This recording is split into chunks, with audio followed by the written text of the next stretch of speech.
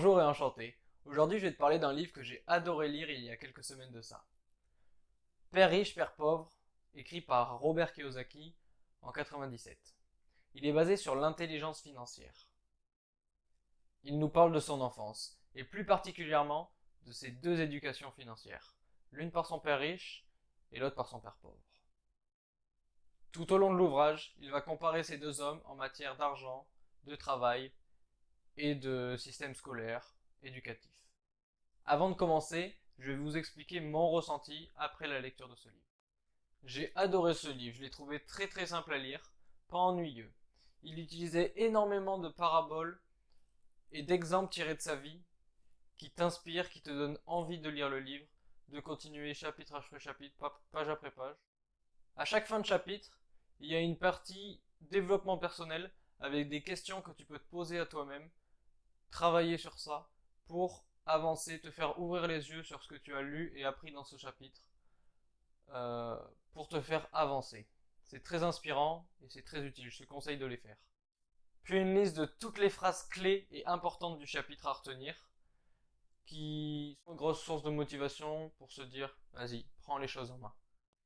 Maintenant, je vais te partager les sujets que j'ai trouvés les plus intéressants du livre, qui m'ont inspiré le plus, et pourquoi pas te donner envie de lire le livre à ton tour.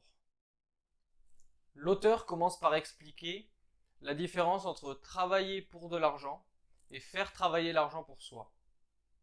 Il explique que la plupart des gens ne sont pas intéressés par l'argent, mais qu'ils travaillent quand même 8 heures par jour pour en avoir plus.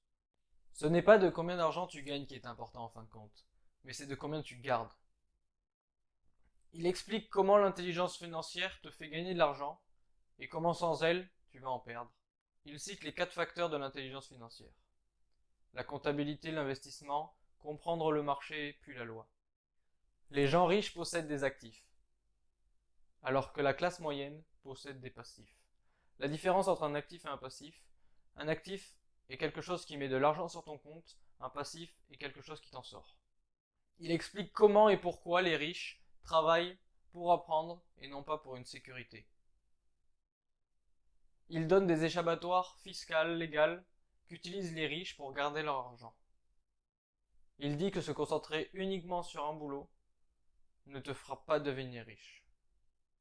Il explique la difficulté pour surmonter ses peurs.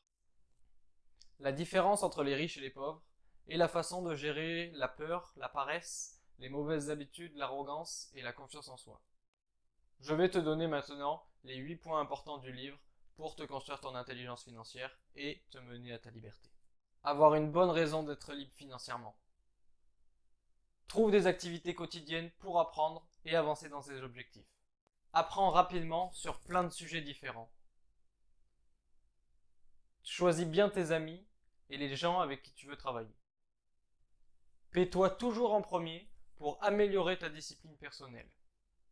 Paie bien ton courtier pour recevoir de bons conseils. Toujours acheter des objets luxueux avec des revenus d'actifs et non des prêts. Et enseigne et tu recevras.